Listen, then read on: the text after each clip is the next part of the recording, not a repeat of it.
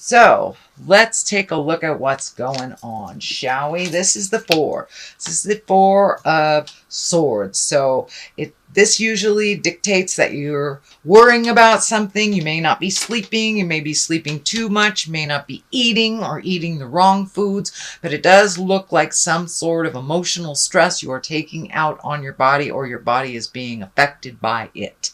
It does look like 1 to 2 things are being resolved. So just take things one at a time, Aries, and then you can accomplish them to completion. You can resolve them to completion, but it does look like either eating or sleeping is being affected by your stress.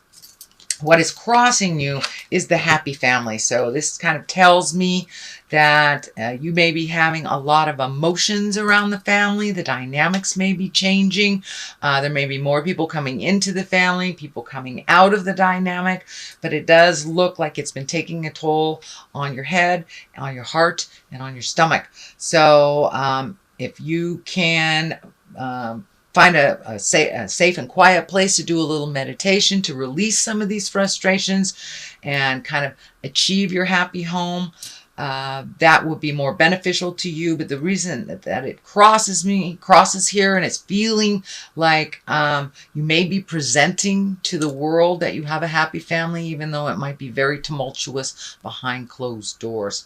So see if you can resolve some of those things to completion, and that you will probably have a better experience once you have resolved these things. The 10 is the ending of something.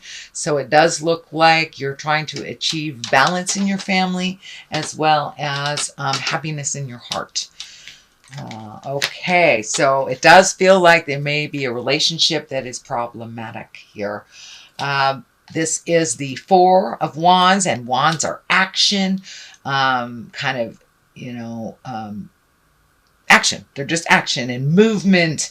This is joyfulness. This is getting together with your friends, people you trust, people that you don't have to put on airs for. Whether you're having a good time in your house or not, they will have no opinion on that other than they love you.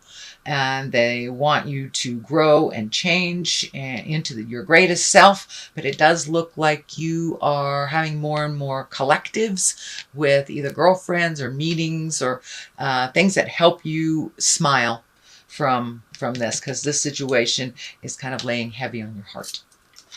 What is in the past is the Queen of Swords. And queens are very exalted creatures. If it is a woman, it could stand for someone that's over 40 or very wise, Aquarius, Gemini, or Libra. But Queens of Swords can also stand for your intuition, your creative and mental acuity, how keen you are, and your communication. So it does feel like, make sure that your communication is noble and clear, and it's not cutting. It's not nasty, but it does look like some very important communication has come up, and it feels like it's a one-on-one communication. It feels like, someone that is very strong in your heart. It could be your life partner or a child, parent, something like that. But it does look like some communication has just happened that was really important to shift awareness, to either create, happiness or freedom. But it does feel like a shift in your awareness has just happened. Sorry, my dog is like tickling the cards here. That's Becca the Wonder Dog. She says hi. Anyway, Ace of Cups is here. This can be the love card. This can be the opening your heart to new love, and it can be the soulmate card as well. But it does feel like something is shifting in your love space. If you are in a committed relationship, it does feel like you have made some changes for the better for both of you, however that looks, whether together or apart. And for those of you who are not in relationship, it does feel like you are ready, willing, and able to open your heart and accept love in your heart. but it does look like things have kind of been the same for a long time. And this change really, really needed to happen probably a long time ago, but it's here now, and your heart is opening to new possibilities and new discoveries, new way of expressing love, and just kind of upgrading your love space. The aces are like the hands of God, so this is kind of destiny.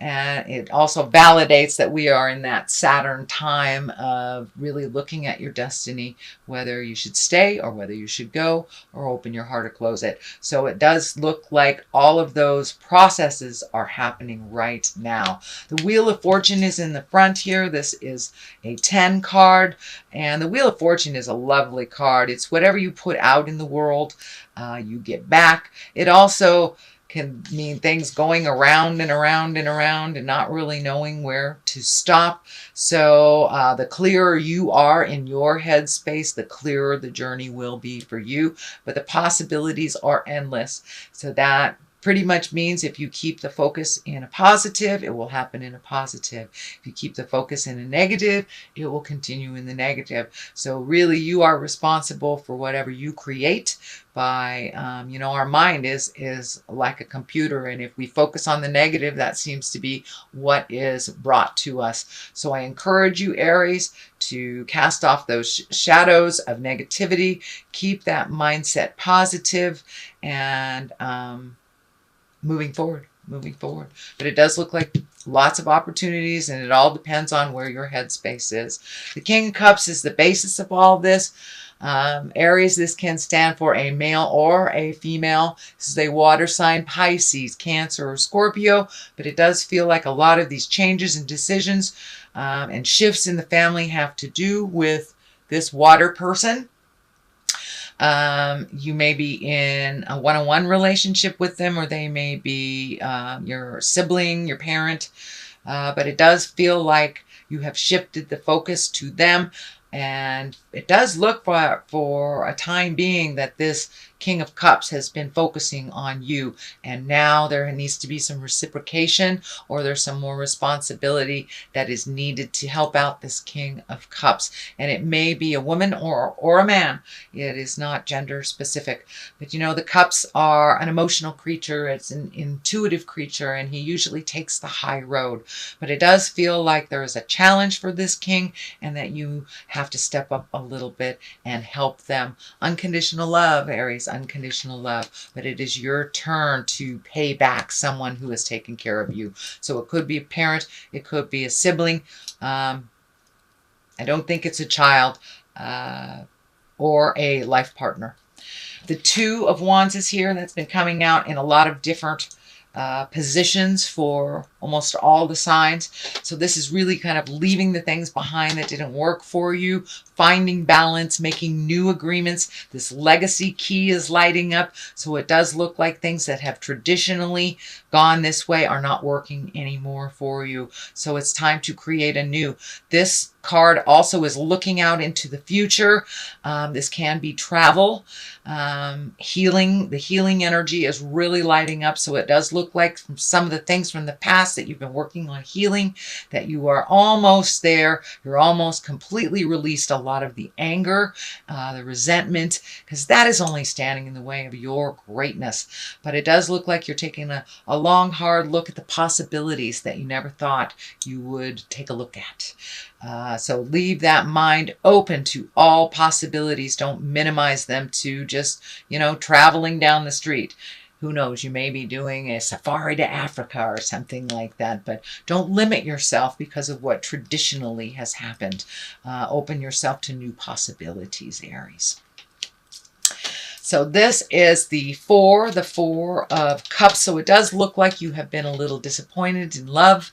Or disappointed in those interpersonal relationships. But this is the card of disappointment. This is also the card of kind of focusing on things that have happened and not paying attention to what needs to be happened, or the gifts that are right in front of you. So see if you can shift your awareness from from the things that you can no longer control from the past, whether it was betrayal, whether it was gossip, whether it was manipulation, whatever the negative was that made you sad and regretful.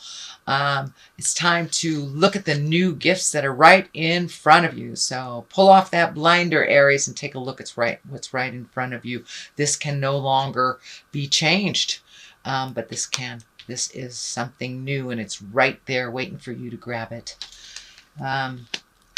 Knight of Pentacles is here. Knight depicts motion. It can be a person. If it is a person, it is an earth sign, Capricorn, Taurus, Virgo. It does feel like it's a person that is probably under 30, or if they're over 30, they have a childlike heart. Doesn't mean that they're necessarily immature, but they have a childlike heart.